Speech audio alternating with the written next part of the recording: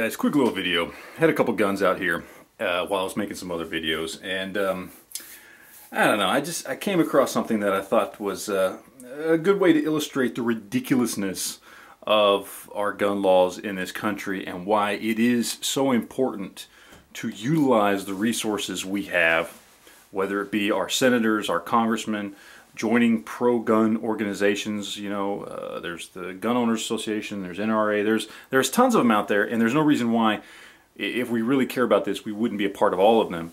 But I want to show you what I'm talking about here. Right here we have an AR-15. This is an M4, M-forgery, whatever you want to call it. This is my PSA that I built. Various parts on it. I'm not going to go into all that. This is my go-to AR-15, right? This, you can slap it together, you know, you go to your FFL, pick up the lower or whatever. You get a background check on that, 4473. Through NICS, or if like me you got a concealed carry license from a state that does a pretty good job with their stuff, then you don't even have to do that. I just show them my concealed carry license and I can pick this lower up. Nothing more to it other than that.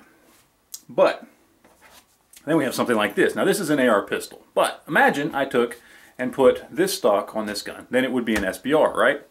Now for an SBR I have to go through the ATF and pay them a $200 tax stamp and pass a background check, and depending on where you live you got to get the permission from your local law official, whether that's the sheriff or whoever. A lot of hoops to jump through, all based back on the 1934 NFA. Completely, utterly ridiculous law that does absolutely 100% nothing but basically restrict our rights so that they can earn a little money. Never mind the fact that they would probably get far more money from the federal government in taxes by us buying things, whether it be SBRs or suppressors or things like that, if they were more available and not as restricted.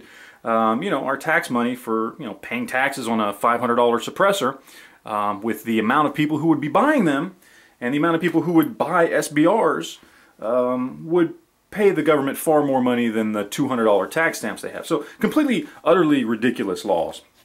But I want to show you. This is what I want to talk. We've got two AR-15s here. Okay, one is a pistol, one isn't. The only difference between this and an SBR is I do not have a stock on it. Other than that, this would be an SBR, right? Now you can see here the length on these is almost identical, almost exactly identical. It is about 1/4 of an inch longer here than on here. So no difference really on the rear end, no difference anywhere until you get right about here. The difference between here and here is 4.5 inches. So the difference between extreme, ridiculous, overreaching regulation, restrictions that go against the Constitution, that go against the Second Amendment, that go against our basic human rights, is 4.5 inches.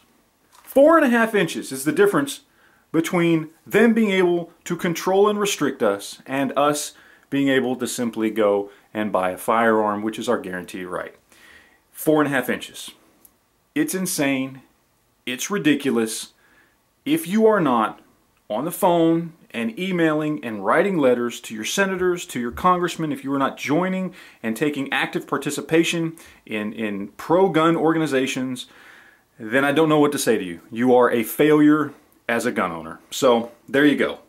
4.5 inches between freedom and tyranny.